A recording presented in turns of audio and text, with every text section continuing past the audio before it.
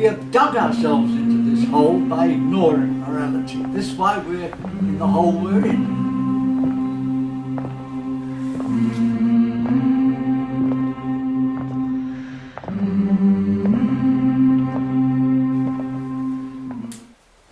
I'm Dele Ogun, and I'm in conversation with the Reverend John Papworth, the author of this incredible book, Why Schools of Economics and Political Science Should Be Closed Down.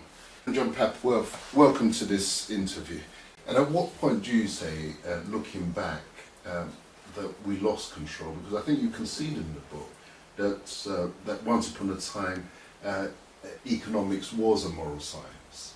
At what point did we lose our way as far as economic theory and also the application of that theory?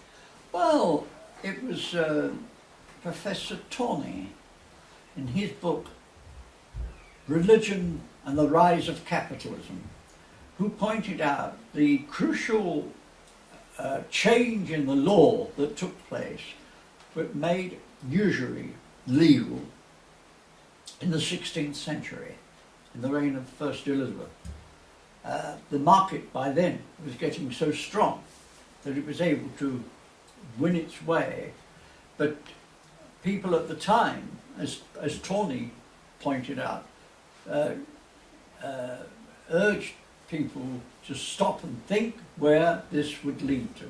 It would lead to the market getting more and more powerful, and would in time sideline the church. Instead of the church controlling the market would end up controlling the church. And that's exactly. And is that what's happened? And is that what as we speak, they are young men and women camping in occupation at St Paul's Cathedral? Is that what it's about? Is that? I think this is behind it. I think what impressed me, I've been to see those people. Turning always until morning. Turning always until morning. Turning round. If Jesus Christ was to come down and come down to us again and see those occupiers outside St Paul's churchyard, what would he be saying to them? Well, Would he approve of what they were doing? Bearing in mind that the people he threw out of the temple were the moneylenders. It's worth remembering that. And that the two laws that he promoted, he said that your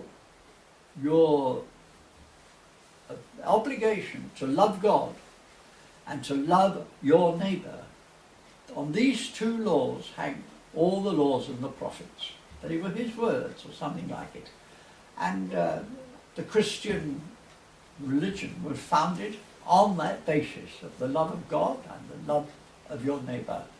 But what I think the modern economic experience is doing is making neighbours strangers to each other. You can't love your neighbour if you haven't got one. And he said, I was accused some years ago when I urged that if people took goods from a family-owned shop in the village, that was immoral and illegal. But if they did the same thing in a giant supermarket, it might be illegal, but it was not immoral.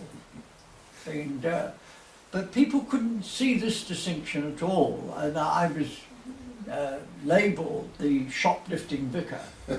And but what I was stressing is that the shop in the village was a family business, which was an intimate part of the social structure of the village itself, whereas the supermarket was a dagger being pointed at that structure and destroying it, which is it is doing.